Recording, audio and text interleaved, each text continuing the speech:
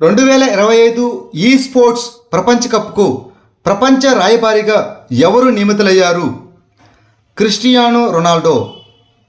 ప్రపంచవ్యాప్తంగా ఈ sports world cup 2025కు క్రిస్టియానో రొనాల్డో గ్లోబల్ అంబాసిడర్గా ఎంపికయ్యారు.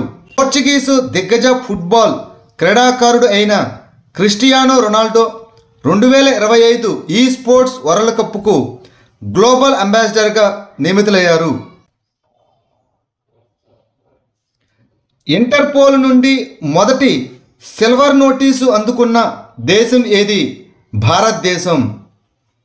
అక్రమ ఆర్థిక ప్రవాహాలను లేదా ఆస్తులను ట్రాక్ చేసే లక్ష్యంతో భారతదేశం ఇంటర్పోల్ యొక్క మొట్టమొదటి సిల్వర్ నోటీసును అందుకుంది.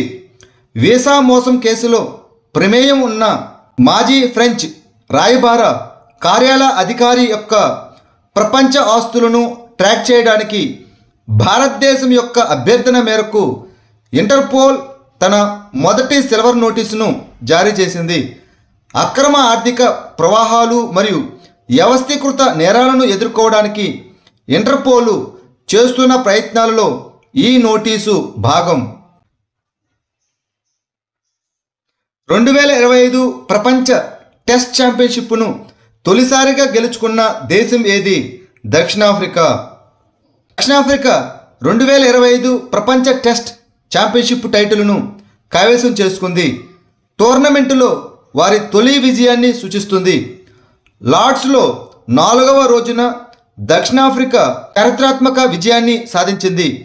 1998 తరువాత వారి మొదటి ఐసీసీ సీనియర్ పురుషుల టోర్నమెంటును గెలుచుకుంది. శనివారం ఇంగ్లాండ్లోని లార్డ్స్లో జరిగిన ఐసీసీ ప్రపంచ టెస్ట్ ఛాంపియన్షిప్ ఫైనల్లో ఆస్ట్రేలియాపై 5 వికెట్ల తేడాతో ఘన విజయం సాధించడం ద్వారా దక్షిణాఫ్రికా 27 ఏళ్ల కరువును అధిగమించింది. భారతదేశం ఏ దేశానికి అరుదైన భూమూలకాల ఎగుమతిని నిషేధించింది? జపాన్. వ్యూహాత్మక మరియు ఆర్థిక కారణాలను చూపుతూ భారతదేశం జపాన్కు అరుదైన భూమూలకాల ఎగుమతులపై నిషేధం విధించింది. జపాన్కు అరుదైన భూమూలకాల ఎగుమతులపై 13 ఏళ్ల ఒప్పందాన్ని నిలిపివేయాలని మరియు దేశీయ అవసరాలకు సరఫరాలను కాపాడుకోవాలని భారతదేశం ప్రభుత్వ రంగ మైనింగ్ సంస్థ అయిన ఐఆర్ఈఎల్ను కోరింది. ప్రధానంగా ఎలక్ట్రిక్ వాహనాల మోటార్ల కోసం అయస్కాంతాలలో ఉపయోగించే కీలకమైన పదార్థమైన నియోడైమియం ఎగుమతులను నిలిపివేయాలని కోరింది. ఐక్యరాజ్య సమితి భద్రతా మండలి కమిటీలలో ఏ దేశానికి ముఖ్యమైన పాత్రలు ఇవ్వబడ్డాయి? పాకిస్తాన్. 2025లో పాకిస్తాన్కు యుఎన్ఓ భద్రతా మండలి కమిటీలలో కీలక పాత్రలు అప్పగించబడ్డాయి. దీని వలన దాని దౌత్య ప్రభావం పెరిగింది. యుఎన్ఓ భద్రతా మండలిలోని 2 అనుబంధ సంస్థలలో పాకిస్తాన్కు ముఖ్యమైన పాత్రలు ఇవ్వబడ్డాయి. ఇది 2025-26 కాలానికి 1988 తాలిబాన్ ఆక్షల కమిటీకి అధ్యక్షుడిగా మరియు 1373 ఉగ్రవాద నిరోధక కమిటీకి ఉపాధ్యక్షుడిగా, అలాగే 2 అనధికారిక వర్కింగ్ గ్రూపులలో సహా అధ్యక్షుడిగా ఉంటుంది. 2025-26 సంవత్సరానికి పాకిస్తాన్ యుఎన్ఎస్సిలో తాత్కాలికమైన సభ్యుడిగా ఎన్నికైనందున ఈ పాత్రలు లభించాయి. 2028లో 4వ ఐక్యరాజ్య సమితి మహాసముద్ర సమావేశాన్ని ఏ దేశాలు నిర్వహిస్తాయి? చైనా మరియు దక్షిణ కొరియా. సముద్ర పరిరక్షణ కోసం 2028 యుఎన్ఓ మహాసముద్ర సదస్సును సంయుక్తంగా నిర్వహించడానికి చైనా మరియు దక్షిణ కొరియా ఎంపికయ్యాయి. చైనా మరియు దక్షిణ కొరియా 2028లో 4వ ఎడిషన్ ఐక్యరాజ్య సమితి మహాసముద్ర సదస్సును సంయుక్తంగా నిర్వహిస్తాయి. 2025 జూన్ 13న ఫ్రాన్స్లోని నైస్లో జరిగిన 3వ ఐక్యరాజ్య సమితి మహాసముద్ర సమావేశం ముగింపులో దీనిని ప్రకటించారు. మొదటి సమావేశం స్వీడన్ మరియు ఫిజీ 2017లో, రెండవది పోర్చుగల్ మరియు కెన్యా సంయుక్తంగా 2022లో నిర్వహించాయి. భారత సైన్యం నిర్వహించిన రుద్రాస్త్ర VTOL డ్రోన్ యొక్క విజయవంతమైన పరీక్ష ఎక్కడ జరిగింది? పోఖ్రాన్, రాజస్థాన్. భారత సైన్యం యొక్క నిఘా సామర్థ్యాలను మెరుగుపరిచే విధంగా పోఖ్రాన్లో రుద్రాస్త్ర VTOL డ్రోన్ను విజయవంతంగా పరీక్షించారు. స్వదేశీ రక్షణ సామర్థ్యాలను పెంపొందించే దిశగా ఒక ముఖ్యమైన అడుగులో భాగంగా భారత సైన్యం డీప్ స్ట్రైక్ మిషన్ల కోసం రూపొందించిన నిలువు టేకాఫ్ మరియు ల్యాండింగ్ మానవరహిత వైమానిక వాహనం రుద్రాస్త్ర పరీక్షలను విజయవంతంగా నిర్వహించింది. దీనిని solar aerospace and defence limited అభివృద్ధి చేసింది. ఇటీవల వార్తల్లో ప్రస్తావించబడిన బెయిలీ వంతెన ఏమిటి? ఇదొక ముందుగా నిర్మించిన భాగాలతో కూడినటువంటి ఒక రకమైన మాడ్యులర్ వంతెన.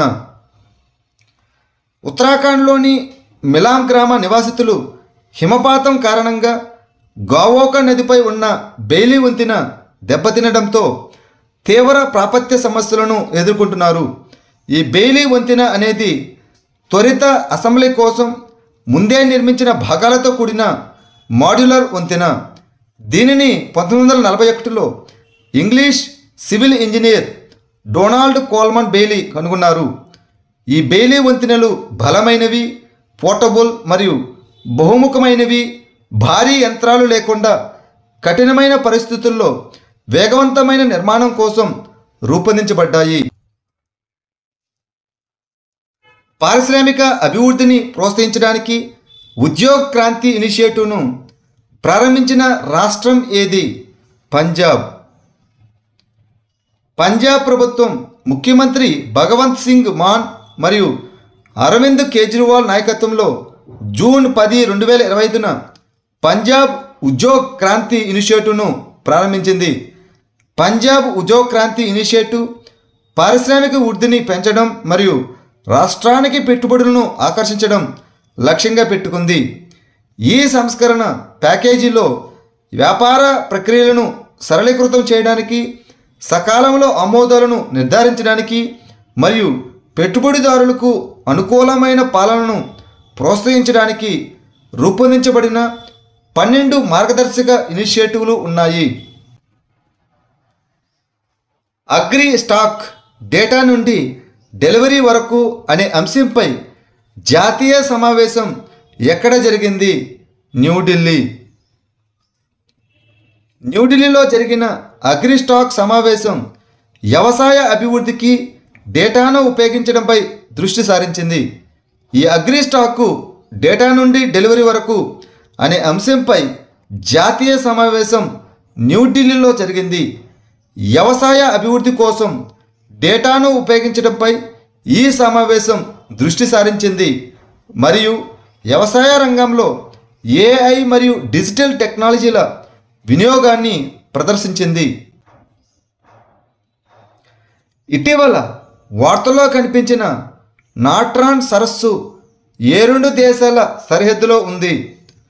టాంజానియా మరియు కెన్యా. వాతావరణ మార్పు మరియు అభివృద్ధి ప్రాజెక్టుల నుండి పర్యావరణ ముప్పుల కారణంగా టాంజానియాలోని నాట్రాన్ సరస్సు ప్రపంచవ్యాప్తంగా దృష్టిని సారించింది. ఇది కెన్యా టాంజానియా సరిహద్దుకు సమీపంలో ఉన్న అరుషా ప్రాంతంలోని నోరాంగులో అనే జిల్లాలో ఉన్న నిస్సారమైన హైపర్ ఆల్కలైన్ ఉప్పునీటి సరస్సు. ఇది యవాసో నిర్గోనది మరియు ఖనిజాలు అధికంగా ఉండే వేడి నీటి బుగ్గల ద్వారా పోషించబడుతుంది. ఈ నాట్రాన్ సరస్సు రామ్సర్ చిత్తడి నేల ప్రదేశంగా జాబితా చేయబడింది. ఏ రాష్ట్ర ప్రభుత్వం తన కుటుంబ ప్రయోజన పథకాన్ని డిజిటలైజ్ చేసింది? ఉత్తరప్రదేశ్. ఉత్తరప్రదేశ్ తన కుటుంబ ప్రయోజన పథకాన్ని డిజిటలైజ్ చేసి లబ్ధిదారుల సామర్థ్యాన్ని మరియు ఉత్పత్తిను మెరుగుపరిచింది. దీని అర్థం ఈ పథకం కింద ప్రయోజనాల కోసం దరఖాస్తు చేసుకునే మరియు పొందే ప్రక్రియ ఆన్లైన్లోకి మార్చబడింది. జాతీయ కుటుంబ ప్రయోజన పథకాన్ని బీహార్ సామాజిక సంక్షేమ శాఖ మై స్కీమ్ ప్రకారం అమలు చేస్తుండగా ఉత్తరప్రదేశ్లో కూడా మై స్కీమ్ ప్రకారం ఇలాంటి పథకం ఉంది. ఇటీవల వార్తల్లో కనిపించిన పోవై సరస్సు ఏ రాష్ట్రంలో ఉంది? మహారాష్ట్ర. పోవై సరస్సు మహారాష్ట్రలోని ఉత్తర ముంబైలో ఉన్న ఒక కృత్రిమ సరస్సు. పశ్చిమ కనుమల దక్షిణ అంచున ఉన్న కొండలపై 2 ఆనకట్టలను నిర్మించడం ద్వారా దీనిని సృష్టించారు. ఇది పోవై పక్షి అభయారణ్యంలో భాగం మరియు ఉన్నిమేడ కొంగ మరియు పెరెగ్రైన్ ఫాల్కన్ వంటి అనేక అరుదైన పక్షులకు నిలయంగా ఉంది. నైపుణ్యాభివృద్ధి కోసం ఆసియా అభివృద్ధి బ్యాంకు నుండి $109.97 మిలియన్ రుణం పొందిన రాష్ట్రం ఏది? గుజరాత్.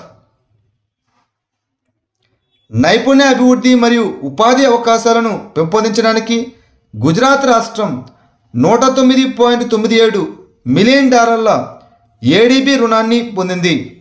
భారతదేశ శ్రామిక శక్తిని బలోపేతం చేసే దిశగా ఆసియా అభివృద్ధి బ్యాంకు అధునాతన సాంకేతిక మరియు వృత్తి విద్య అదేవిధంగా శిక్షణలో గుజరాత్ ప్రయత్నాలకు మద్దతుగా $109.97 మిలియన్ ఫలితాల ఆధారిత రుణాన్ని ఆమోదించింది. 17వ ఇండియా మంగోలియా ఉమ్మడి సైనిక వ్యాయామం అయినటువంటి నోమాడిక్ ఎలిఫెంటు ఎక్కడ జరిగింది? ఉలాన్ బతూర్. మంగోలియాలోని ఉలాన్ బతూర్లో జరిగిన నోమాడిక్ ఎలిఫెంట్ వ్యాయామం భారతదేశం మరియు మంగోలియా మధ్య సైనిక సహకారాన్ని బలోపేతం చేస్తుంది. 17వ ఎడిషన్ అయినటువంటి India Mongolia joint military exercise ఈ నోమాడిక్ ఎలిఫెంటు మంగోలియాలోని ఉలాన్ బతూర్లో ముగిసింది.